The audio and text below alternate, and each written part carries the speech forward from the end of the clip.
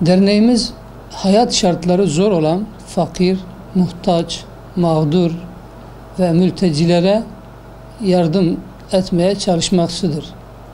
Biliyorsunuz mağdur illa fakir olacak diye bir şey yok. Mağdur bu doğal afetlerden mağdur duruma düşmüş olabilir. İşte depremdir, yangındır, sel felaket ve benzeri durumdan dolayı mağdur olanlara, en bariz örneği mesela Van depremi oldu. Şu an mülteci durumda olan Suriyeli kardeşlerimiz vardır. İşte bu tür durumda olanlara yardım etmeye çalışıyoruz.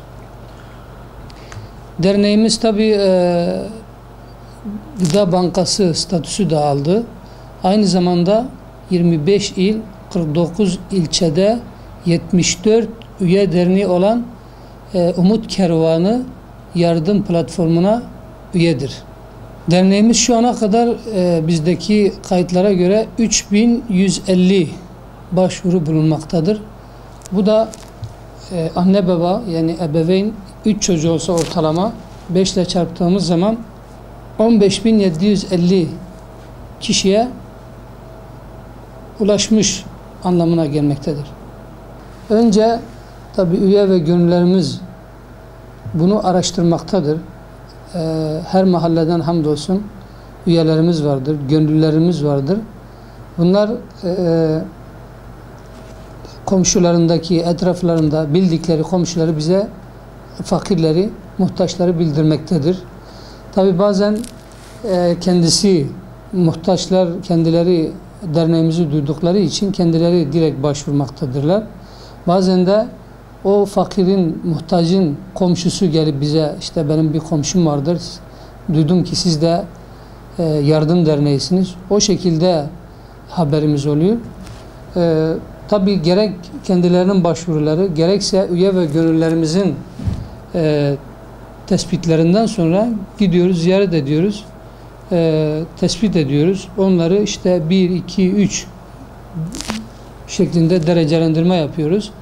Birinci dereceye girenlere yıllık yani yılın her 12 ayında yardım yapmaya çalışıyoruz. Gerçekten bu devamlı çalışma gerektiren bir hizmet olduğu için program gerekir, koordine gerekir. Özverili çalışan, özveriyle çalışan üye ve gönüller olması lazım. Tabii bunların yanında fedakar hayır sahiplerinin katkılarıyla. Yani hamdolsun bunlar da bizde mevcuttur. Programlı çalışıyoruz, koordineli çalışıyoruz ve özverili çalışan üye ve gönüllerimiz bulunmaktadır. Kısacası bu şekilde özetleyebiliriz. İhtiyaç sahiplerine sebze, gıda, giyim, ayakkabı, ev eşyaları yani halı, kilim, beyaz eşya, tabi bazen devamlı olmasa da genelde kişiler buzdolabını ve çamaşır makinesini yenilediğinde diyor ben yeni almışım, çalışıyor ama vermek istiyorum. O şekilde beyaz eşya yardımında da bulunuyoruz. İlk başlangıçta gerçekten diyebilirim ki tabii yeni olduğumuz için üye ve gönüllerimizin fedakarlığıyla, katkı ve destekleriyle sürdürmeye çalıştık. Daha sonra tanındıkça tabii hayırseverler katkılarını vermeye başladılar. Tabii ki tam destek aldık mı derseniz istediğimiz oranda henüz daha oluşmamaktadır. Bunların sebeplerinden bir tanesi, bilmiyorum sırası mıdır, derin paralel ve kesişen yapıların gerçekten karalamaları, propagandalarının etkisi olmuştur. Yani bazı yerlere gittiğimizde böyle işte nereden geliyorsunuz, umut der dediğimizde bir bakıyorsun duraksıyor. Ve anlıyoruz ki perde arkasında, perde gerisinde demek ki karalama, antipropaganda yapıldığını anlıyoruz. Ama gerçekten Allah razı olsun tekrarlıyoruz. Üye ve gönüllerimiz, tanıdık hayırseverler gerçekten büyük fedakarlıklar, katkı ve desteklerini veriyorlar. Biz de belki ileride Ona da değineceğiz. Hamdolsun 15-20 aileden önceleri 15-20 aileye veriyorken şimdi 450-500 aileye aylık durumuna geldik. Yani kendi imkanlarımıza göre sevindirici bir noktaya geldiğimizi söyleyebiliriz. Ama bizim hedefimiz Allah'ın izniyle tüm bize müracaat eden muhtaçlara, hatta elimizdeki tüm muhtaçlara ulaşmaya çalışmaktır. Hani hedefimiz bu. Ama az önce de zikrettik. Önceleri gerçekten 15-20 aileye aylık verebiliyorken şimdi 450-500 aileye aylık verebiliyoruz. Hatta bazı aylarda 800-950 aileye yardım yaptığımız oldu. Bu da bir nevi %2000-2500 kat olarak ifade ediyorsak bu da 20-30 kat arttı bizim yardımlarımız. Yani bu da gerçekten küçümsenmeyecek bir oran. Tabii ki şimdi tüm hayır sahipleri, hatta durumu az çok olanlar gerçekten bilmeliler ki maddi imkanlar kalıcı değil. Üstünlük fazilet kanıtı da değil. Hatta şunları hatırlatırım ona.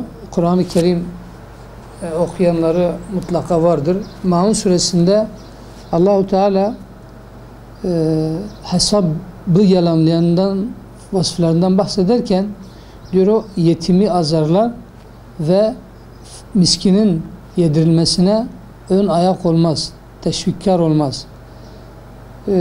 Demek ki bizler inşallah bunun tersi olarak, yani hesabı yalanlayan kişi gibi değil de inşallah biz yetimi okşayan, yetime merhamet eden ve fakirin yedirilmesine ön ayak olmalıyız.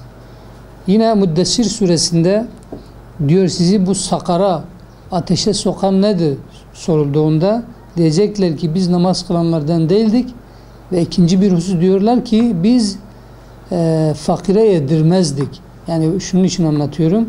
Demek ki bu bahsettiğim iki surede de bakıyorsun olumsuz kişilerin vasıflarından bir tanesi fakirin yedirilmesine ön ayak olmamak, fakire yedirmemek. Yine Kalem suresinde bahçe sahiplerinden bahsedilmektedir. Orada da bahçe sahipleri şu planı kuruyorlar. Diyorlar ki bugün ürünlerinizi fakirler görmeyecek şekilde görmeden toplayın. Bu planı kurarlarken Allah o bahçeyi mahvetmiştir. Evet. Yine Ali İmran suresinde de Allahu Teala cimrilik edenlere kendilerine verilenin hayırlarına olmadığını ve bunların cehennemde bununla sarılacakları beyan edilmektedir. Dolayısıyla bağış yaparken gerçekten şu bilinç ve şevkle yapmalıyız. Bağış bize dünyada hem huzura, berekete hem de kazaların, belaların define sebep olmakta. Bir de ahirette inşallah Allah'ın rızasına, cennete vesile olacaktır. Bu bilinçle ve şevkle yardımlarını yapmalarını hatırlatıyoruz.